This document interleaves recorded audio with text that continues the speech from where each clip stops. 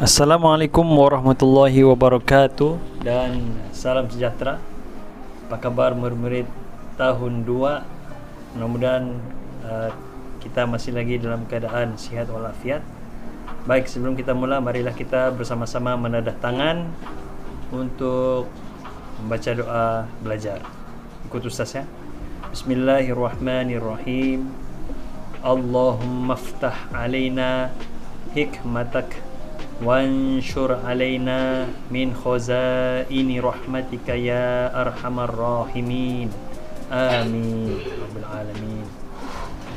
Baiklah, murid-murid, kita ingin belajar di mana buka muka surat buku teks, yaitu muka surat 73 pendidikan Islam ya. Muka surat 73. Baik, kita masih lagi di dalam tajuk ibadah, yaitu diriku bersih, muka surat 73. Jadi hari ini kita akan belajar secara sepintas lalu untuk kita mengingat kembali apa yang telah kita belajar sebelum ini tentang istinja. Istinja ialah membersihkan, menyucikan kubul atau dubur. Kita membersihkan setelah kita buang air kecil, dan juga kita membersihkan setelah kita membuang air besar. Selain daripada air, kita menggunakan air, ada juga alat-alat yang kita boleh gunakan untuk beristinja, ya, yaitu selain daripada air, benda kesat. Ada berapa benda kesat yang kita boleh gunakan untuk beristinja?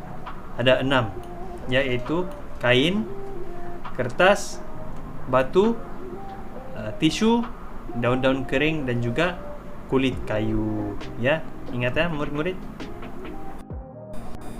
Baik, sila buka muka surat 74. Yang Ustaz sebut tadi itu alat-alat istinja itu adalah muka surat 74. Istinja menggunakan air adalah lebih baik ya. Kalau kita buang air kecil, buang air besar, sekiranya ada air, gunalah air. Kalau tiada air, barulah kita guna yang Ustaz sebut tadi, ada 6 tadi itu. Okey. Baik, ciri-ciri alat beristinja. Apakah ciri-ciri alat beristinja? Ada 4. Ya, ada 4. Pertama, benda kesat, yaitu batu ataupun kertas. Benda kesat. Yang kedua, bukan benda dimuliakan, seperti makanan. Makanan tidak boleh kita guna untuk menyucikan kubul atau dubur, kubul ataupun dubur. Lepas kita kencing ataupun kita berak, tidak boleh guna makanan untuk menyucikan. Yang ketiga, bersih dan suci, bukan benda kotor seperti najis dan darah. Maksudnya di sini kalau kita guna kertas, dalam kertas tu tidak boleh ada benda kotor seperti najis ataupun darah pada kertas yang kita mau guna untuk beristinja tu. Yang keempat, boleh menghilangkan najis. Benda yang kita guna tu boleh menghilangkan najis, yaitu bukan benda yang licin seperti plastik ataupun kaca. Kita tidak boleh guna plastik apabila kita beristinja, ataupun kita buang air kecil ataupun buang air besar, tidak boleh menggunakan plastik, apalagi kaca. Sebab kalau kaca, nanti kita punya alat sulit kita itu akan cedera, ya, bahaya. Baik, syarat-syarat beristinja. Syarat-syarat beristinja selain air. Contohnya kita berada di hutan, kita berada di padang pasir, tidak air.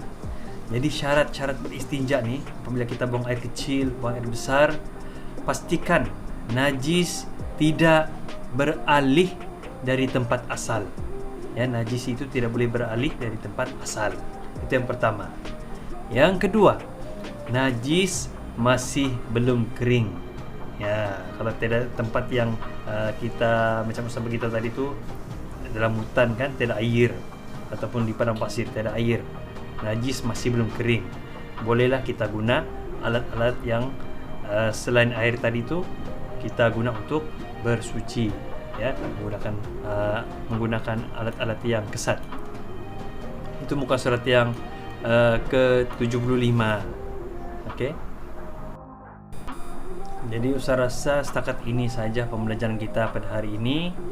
Banyak yang kita belajar pada hari ini, walaupun ringkas. Pertama, tentang alat-alat untuk beristinja, iaitu yang pertama. Yang kedua, Kita belajar hari ini tentang ciri-ciri alat beristinja. Ya, ada banyak. Ya, ada 4 tadi. Yang seterusnya kita belajar hari ini tentang syarat-syarat beristinja selain air.